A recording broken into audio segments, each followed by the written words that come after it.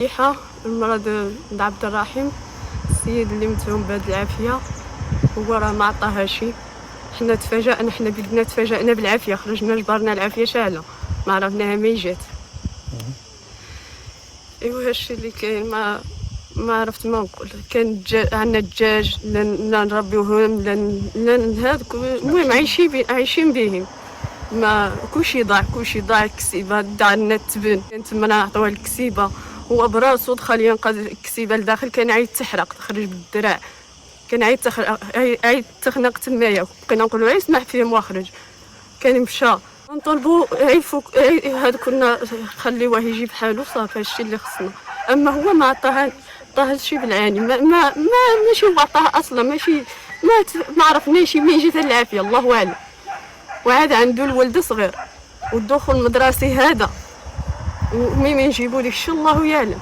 كاكا غير خلونا داك الشيء بعدا ما يجيبوا، لا نهدكوا شويه، ما باقي لنا والو دابا، ما بقى لنا باش نعيشوا. راه حنا بالجوع دابا، بالجوع تعرفوا شنو يعني بالجوع، الجوع ما عندنا ما ناكلوا، ما بقى لنا حتى شي حاجه. السلام عليكم، اسمي محمد الحداد، ولد مفضل الحداد، العمر ديالي 48 سنه، متزوج، عندي 2 وليدات. المهم انايا تزاديت هنا وعايش هنا وكناكل هنا وتزوجت هنا بولادي بكل شيء. المهم انا هنا. المشكل اللي كاين هو هاد العافيه قدرها علينا سيدي ربي، من هذا المطرح اللي عندنا صغيور الزبل كيشعلوا فيه دائما الزبل. الموضوع المخصص حيتاش ما عندناش شي حنايا شي هذاك النفايات اللي كتجي الكاميون ولا هذا. المهم داك الشيء عادي طبيعي اللي كنعرفوا حنايا. السيد شعل العافيه، خاي شعل العافيه هنايا، النوبه كانت فيه شعل العافيه، حراق الزبل ديالو سالاه صافي، سالاه بان ما كاين لا هذا لا هذا. اصلا جاو جدرميه البيئه قالوا له بان الزبل راه بالسل، راه فينا بالسل بمعنى عياق، حيد ديك الزبل. مشى هو تكلف صافي سالاه وجمع وطوى صافي، الله يجعل البركه. مشى كيتوضا ويصلي حتى تفاجأ بان العافيه ناضت. السبب الضرر الاول بدا منه هو عنده كان 250 د البال ديالو قريبه، هي الاولى. مشى شي 10 قناطر الزرع ديالها اصلا كانوا تما حداها، بدا منا وبدا كما كتشوفوا الا كتبان لكم الكاميرا، راه بدات العافيه من تما، من الارض عمي، دبابه، الزيتون كما كتشوفوا الا كتبين لكم الكاميرا بان الزيتون مهم بلا من هما كل شيء واضح.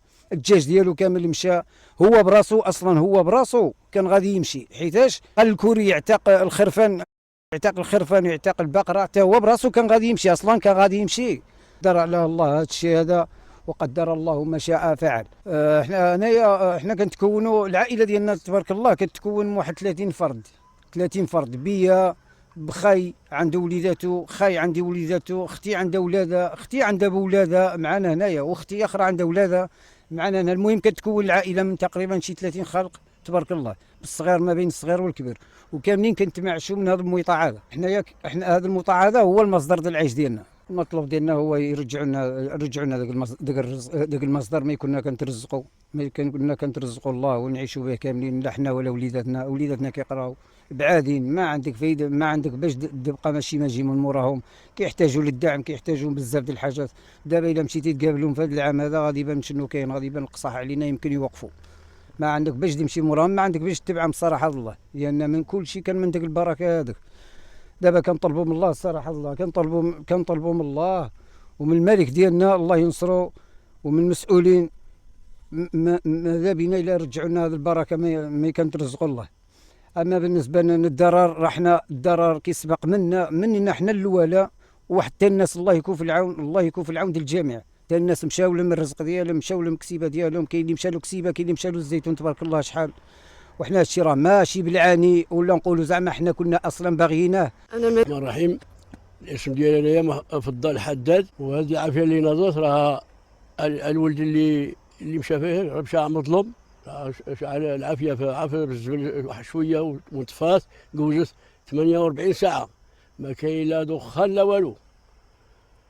ومن بعد نهار الثلاثه في 1:30 نشوفوا العافيه ناضت تماك، واليوم انت تشوفوا وقع هذا الشيء. ايوا ما ينضت انت حراق، انت تشوف التبن شحال مشى، 250 هنايا و150 هنا، والجداد والزيتون ديالنا بخوتنا بكل شيء راه شي 500 وزياده. السلام